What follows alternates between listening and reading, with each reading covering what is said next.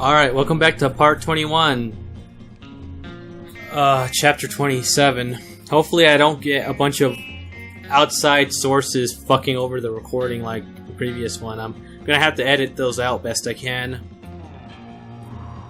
I hope I didn't ruin the recording for you guys. Anyways, let's begin on chapter 27, the finale. Fall from grace. Governor Griffin has probably never ever seen the roof of his precious mansion before. Ironically, it might be the last thing he sees.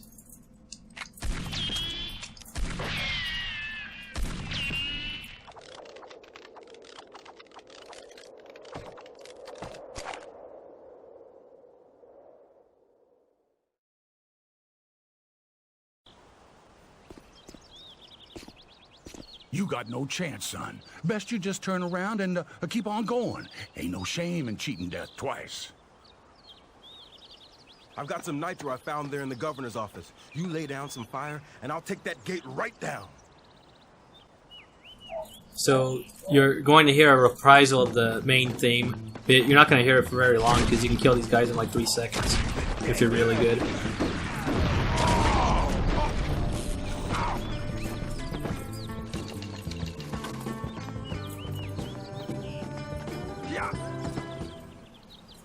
That was bad RNG for a speedrun. Good thing this isn't a speedrun.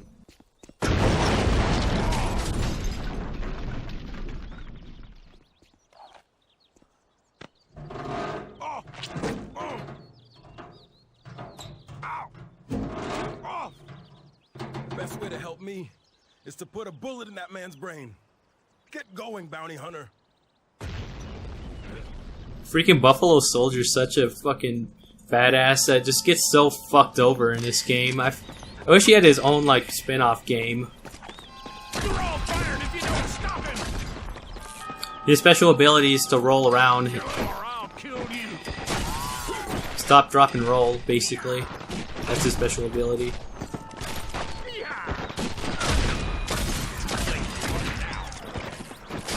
What the hell? There's actually a special bounty challenge for this, unsurprisingly. The goal is to beat him within a minute, which is actually pretty easy. All you need is a shotgun. Ain't no man alive that can beat the scorpion. Ain't no man alive that can survive a shotgun to the face.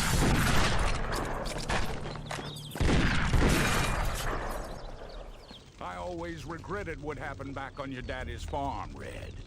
I should have been there to make sure you joined them. But lucky for me, I get a second chance. He's actually super easy. None of them are like Mr. Kelly. Mr. Kelly's the hardest quick draw fight in the game. Never did like him much.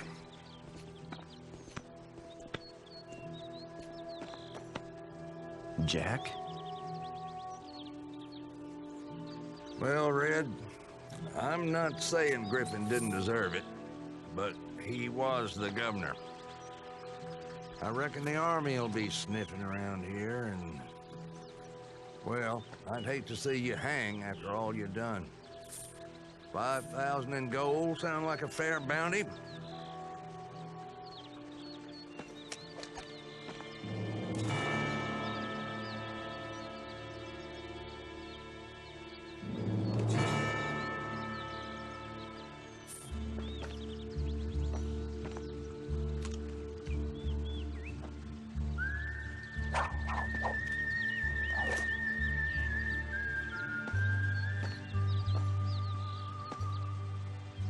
Give it to them. It never was about the money.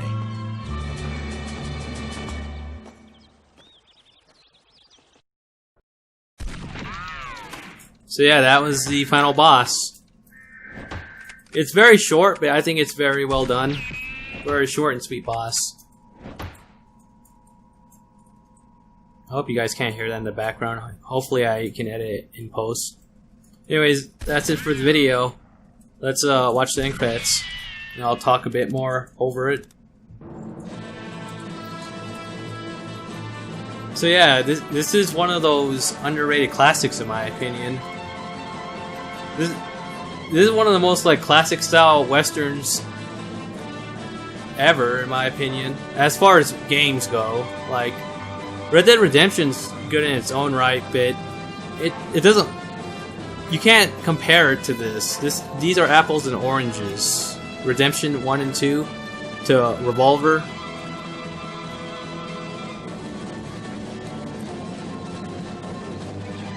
I feel like this captures more of the actual spirit of a classic western.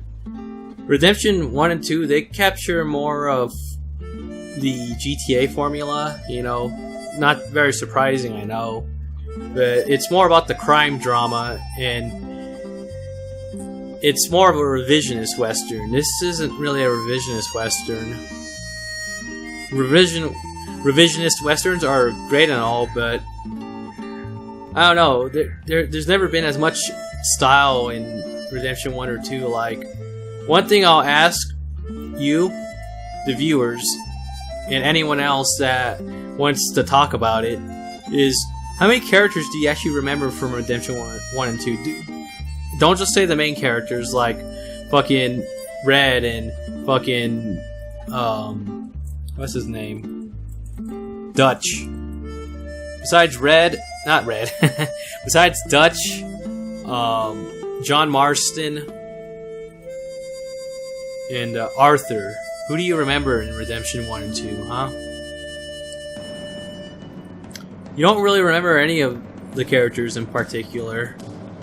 And I think that says there's something wrong with your product, in my personal opinion. Because I feel you need a lot of memorable characters, even if they're very paper thin. Like, Red doesn't have much of a personality in this bit. You remember Red, I think.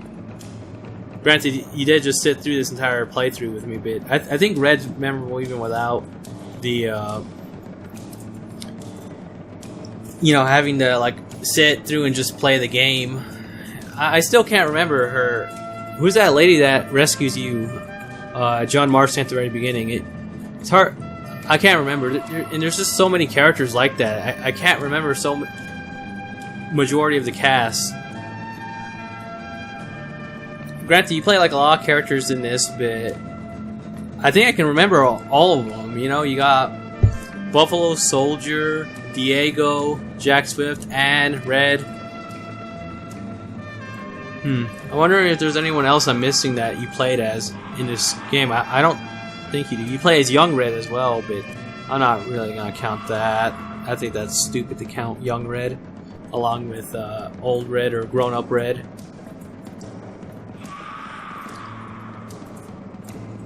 You know, that's one thing I think they should have done with Redemption is they should have I think they should have had a section where you play as Dutch. You know?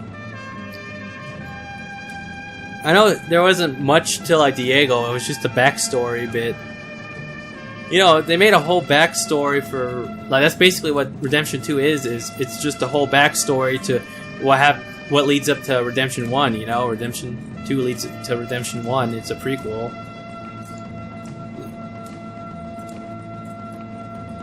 And Arthur's a good character, interesting character in the story game, but you know, they could have switched between like playing Arthur and Dutch, been able to see some of a bit more of Dutch's perspective in his descent into insanity that we wouldn't otherwise have seen, you know? Rob Bogue, that's who plays Red. I never learned his name. I don't think he's ever done anything after this, or done much. Anything notable, anyways.